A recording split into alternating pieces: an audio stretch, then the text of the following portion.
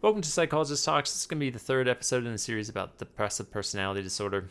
This third episode across all of my personality disorder series is all about normal versus abnormal development. Now, it's kind of an interesting one because while I firmly believe personality disorders, they always contain components of very normal things in all of humanity. Depression is definitely on that list, and I'll talk briefly about that as well as some diagnostic intricacies that kind of illuminate like why it's so universal, but we'll very quickly tread into a comment about kind of genetics as well as just some commentary of like, Jeff Foxworthy, you might have depressive personality disorder if, and kind of a experiential vibe that you might get from depressive personalities. And then I'll probably just repeat the genetic component, and then naturally the environmental component, which is part and parcel to all these episodes, right? The collision of nature versus nurture and the strange math equation that happens within that. But fundamentally, across all these personality disorders, let's just be frank, it's a mixture of both. It is a mixture of both, and I'll speak to that. The only other commentary that you might hear along the way that might be of interest, we'll see if I can timestamp it, if it makes any sense to timestamp it, is essentially that social media can definitely play a role in this too. I feel like social media is, oh gosh, it's not great for depressive personalities. It really isn't. It's not a good thing overall. It's not good for a lot of reasons, but especially if people are prone to depressive personality. Oh my goodness. So I'll probably make some sort of comments on that. Oh, and just kind of noting a la carte, I might mention myself too, because I consider myself as having a depressive personality disorder, neurotic level, kind of higher functioning, but it's there. So just beginning with the sort of universality of depression. I mean, hopefully this is relatively like not surprising if you're younger, because I think stigma has gone down significantly around depression. But I beg of you, if you go look at symptoms of a depressive disorder of any kind, you're going to at least identify with one of those symptoms. It's my promise to you. Fatigue, lack of energy or motivation, periods of self-doubt, lack of interest, and just not getting the same joy or feels out of things that you typically enjoy. Like these things are very easy to meet. What changes diagnostically is you have to meet a certain number of them to meet a diagnostic threshold, except, bear with me here, I will guarantee you everybody is potentially prone to one diagnosis because it's not medical at all. It's just a diagnosis for billing sake. And I think I have an episode on it. If I do, I'll put it down in the description below. If you're on YouTube, if you're on my podcast, I'm sorry, I might not have the link down below. Go looking for it elsewhere. But it's adjustment disorder. So, you have major depressive disorder, you have other specified depressive disorder, you have this PDD dysthymia thing, which I argue again in episode 1 is more, leading pretty quickly and heavily towards a personality disorder, especially if you consider multiple severity levels of personality disorders. But you have this adjustment disorder that basically, as I say in that episode, assuming I'm not misremembering that I have an episode, it's the bottom of the barrel. It's like anybody can come in for any degree of distress or stress, even the positive things like having a baby, getting married, moving across the country, starting a new job.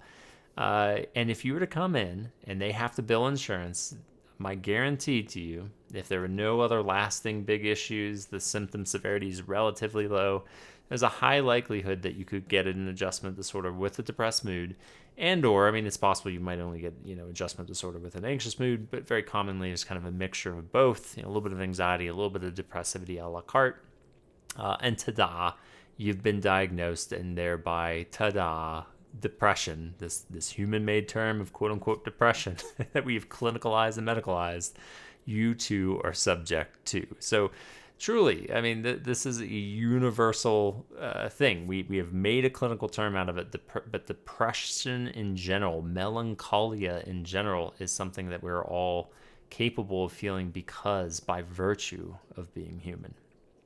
So just want to throw that out there. Now, for real, when we're getting towards depressive personality disorder, we're talking about a persistence first and foremost, and that persistence is a serious deal. When you think about depression and depressivity, that rarely remits. It is present most of the time to varying degrees of severity. It's the whole The beauty of the PDD diagnosis says, hey, it ebbs and flows, whereas we're really bad at recognizing that that's a thing in personality disorders too. But it is there more times than not. And this is where we head very quickly into the talking about kind of nature and nurture, the genetics versus the environment. So I'll start with the kind of general painting this picture before I get to the genetics and the environmental conditions. And the way I frame it is like, think if you had some sort of stressor in your life, something kind of difficult, again, even potentially a positive thing, some sort of positive element. It doesn't have to be big, right? It could be interaction with a peer. It could be interaction with a boss. It could be somebody saying something to you out in public. It could be a news story, whatever it might be. Somebody with a depressive personality, if you have 10 of these instances, right, 10 of them, is likely to have some sort of depressive reaction at least, at best, 7 out of 10 times. At best. As in, like, at best, they'll not have that 3 out of 10 times. And, the reason for this is if you've dealt with depression, adjustment disorder-wise, major depressive disorder-wise, whatever, like if you're in the active throes of depression, well, that might be 10 out of 10 for you. 100%, right? Like, because you're in the active throes of it. But we're saying for years, consistently, 7 out of 10 at best. And I think more people were just kind of broadly melancholic here and there. They'll get a 5 out of 10, they'll get a 3 out of 10. I mean, because again, we're human. It's normal to have moments of doubt and uncertainty and pessimism and just like, I don't feel good, I'm just not as hungry anymore, whatever it might be. That's pretty normal, but a minority of the time. And giving a little bit of flexibility, all right, 6 out of 10 times. All right, sure. But depressive personalities, it is best case scenario, even when they're functioning well, 7 out of 10 times. I have personally worked very hard to make it only 7 out of 10 times for me. I mean, it's always right there waiting for me. It's like a heckler for a comedian just sitting right there, spouting off depressive stuff. Now, you've heard me say it before, there's always kernels of truth to depression. That's kind of the cool and interesting thing about depression. But the fact of the matter is it's sitting there heckling you nonetheless if you got depressive personality disorder. It's the first thing I encounter when things go wrong. It's like I've messed up somehow. It's a poor reflection on me. I've failed in some sort of way. I mean, it's right there. And 7 out of 10 is generous. Even for a pretty high functioning, quote unquote, neurotic level of functioning, I believe my personality issue to be at, it's very easily 8, 9, 10 out of 10. And this is where, it's not even just about the frequency. It's just like, it's always there. And when it's worse, when, people aren't functioning quite as well, or if they're in the active throes of depression, it's just the severity of those occurrences go up. And again, because it ebbs and flows. But even when we're doing well, 7 out of 10. Doesn't mean we listen to it. Doesn't mean we succumb to it. But it's always right there. Some sort of depressive thought, some sort of depressive reaction. It's always right there. And so, to me, subjective as it is, totally made up by me. I hope that's helpful if you're sitting there going like, do I have a depressive personality? It's like, that is how persistent that is. That is how persistent that is. So now let's jump over to, as motorcycles go zooming by, fun as I shoot these without editing, the genetics and the environment, right? The nature versus the nurture.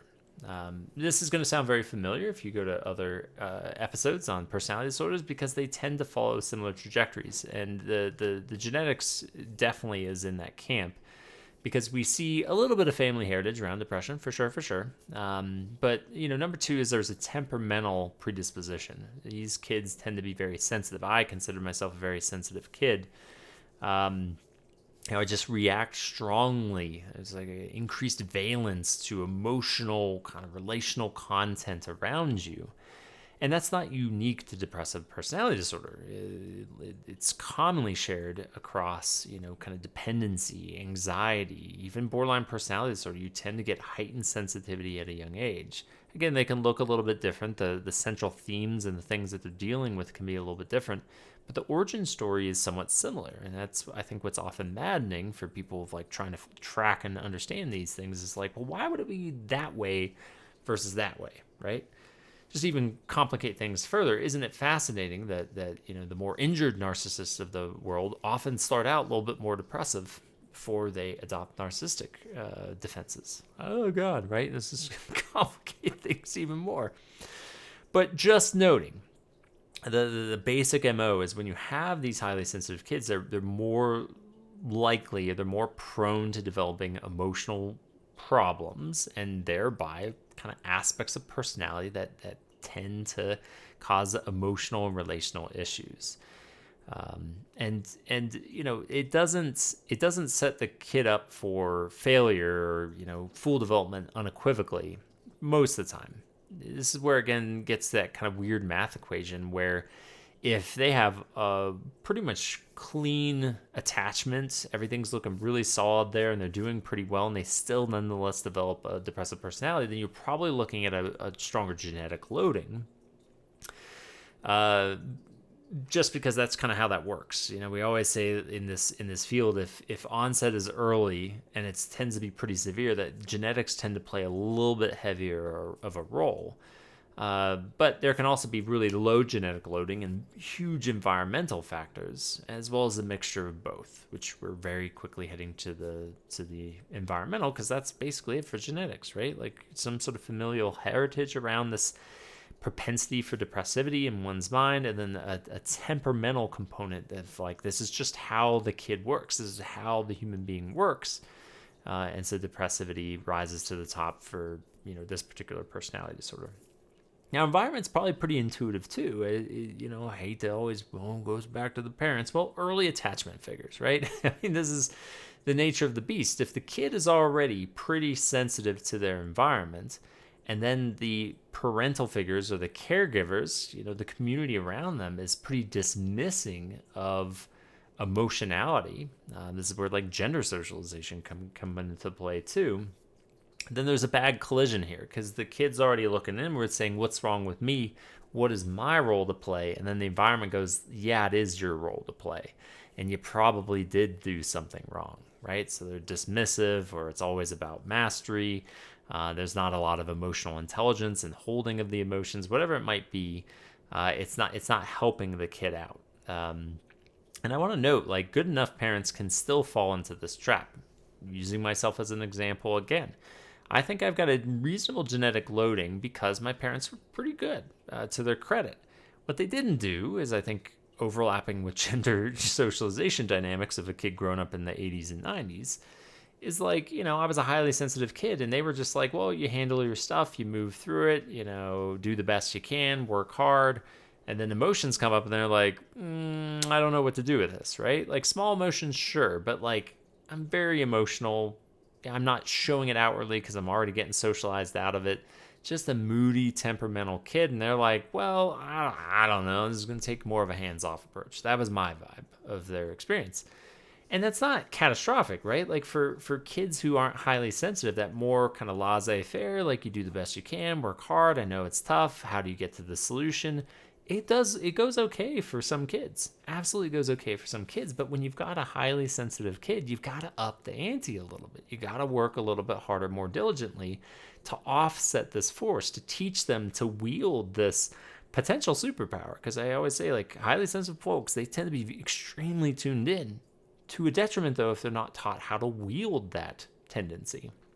And so it just, again, it's an unfortunate collision that even parents doing a reasonable job, if the genetic loading and the temperament is strong enough, the parents got to step up and try a little harder, or get them into therapy or whatever it might be, to try to soften and help them funnel this temperamental ability. I'm just going to call it ability. I don't think it as purely detrimental.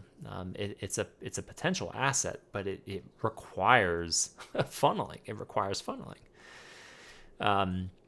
Obvious, I think, to most people, is highly invalidating in environments and traumatizing environments are definitely not good, right? You can have very little genetic loading, and then you go into a traumatic situation, and these kind of more sensitive, especially internalizing type kids, you get them into a traumatic environment, and they are naturally like, I am bad. There's something inherently wrong with me that I keep screwing all of this stuff up, right? It's my responsibility to have fixed all of these things, and boom, a depressive personality can very rapidly form if it's one that kind of persists and continues into adulthood, well beyond the experiences of the trauma. Because again, this doesn't magically develop at age 30.